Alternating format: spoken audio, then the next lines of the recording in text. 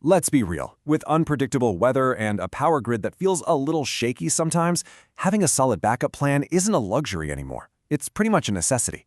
But here's the thing. Not all generators are built the same.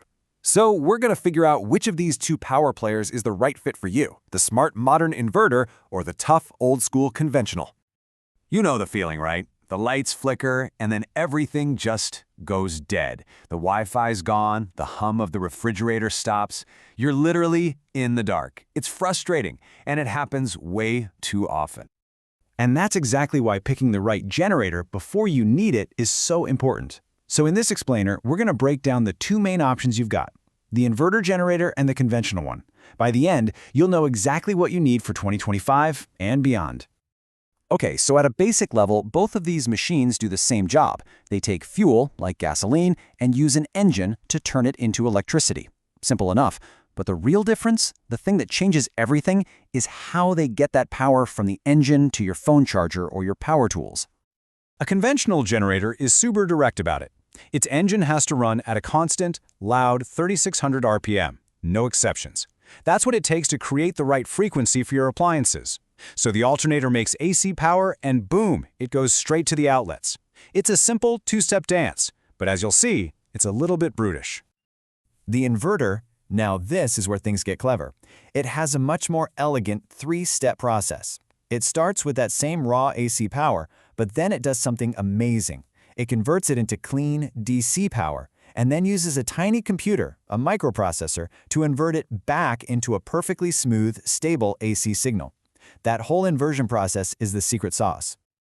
All right, time for the main event. Let's put these two in the ring and see how they stack up against each other on the stuff that really matters. The quality of the power, the noise they make, how much fuel they drink, and how easy they are to lug around. First up, and honestly this might be the most important difference, is power quality. An inverter gives you what's called clean power. Think of it as a smooth, steady stream of electricity that's perfectly safe for your laptop, your TV, even sensitive medical gear. A conventional generator, though, it puts out dirty power. It's got all these tiny spikes and fluctuations that can literally fry the delicate circuits in your modern electronics. Now, let's talk about the noise. Your neighbors will thank you for this one. A conventional generator is basically as loud as a lawnmower that's just running and running and running. An inverter, on the other hand, is a whole different story. Because its engine can slow down when you're not using a lot of power, it's only about as loud as a normal conversation. And that amazing trick also means it sips fuel, making it way more efficient. So, this brings us to that classic trade-off. Do you want something that's easy to carry or something with a ton of muscle?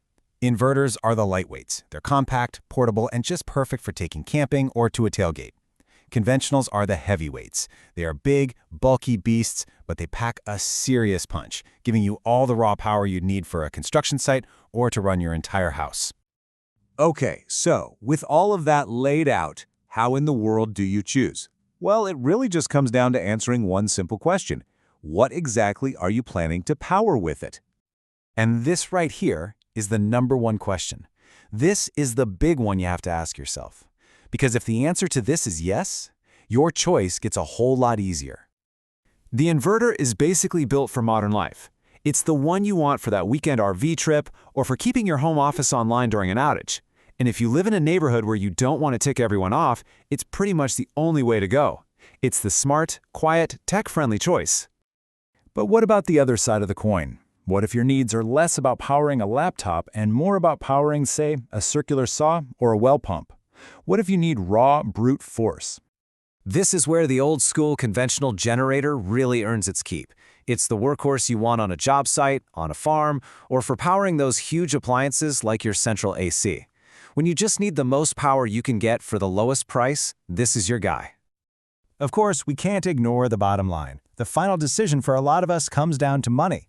So let's look at the price tag, the long-term value, and then I'll give you a few top picks for 2025. Let's just get it out of the way. When you look at the sticker price, an inverter generator can cost you up to 50% more than a conventional one with similar wattage. And yeah, that's a pretty big difference. But that initial price tag isn't the whole story, not even close. This is where the inverter starts to look really good. Thanks to that incredible fuel efficiency we talked about, it can easily save you $100, maybe even $200 a year in gas. Over a couple of years, that higher price you paid up front, it pretty much pays for itself. So if you're leaning towards team inverter, here are a few models that people love. The Honda is a legend for being crazy quiet. You've also got great options from Champion that can run on gas or propane, and solid choices from Yamaha and Generac that are perfect for RVs or home backup. And if you just need pure, raw power, here are the heavy hitters. You've got models from Duramax and Westinghouse that are just absolute powerhouses, perfect for a job site. And you've got other reliable workhorses from Generac and Briggs & Stratton for workshops or serious home backup needs. So as you can see, there's really no single best generator for everyone. It all comes down to a simple trade-off. What's more important to you? Is it clean, quiet, efficient power for all your modern gadgets? Or is it getting the absolute maximum wattage for the lowest possible price to run heavy-duty gear? Ultimately, the generator you pick says a lot about your game plan. Are you just planning for a minor inconvenience to keep a few things running for a couple of hours? Or are you building a serious backup system to handle whatever the future might throw at you? Only you can answer that.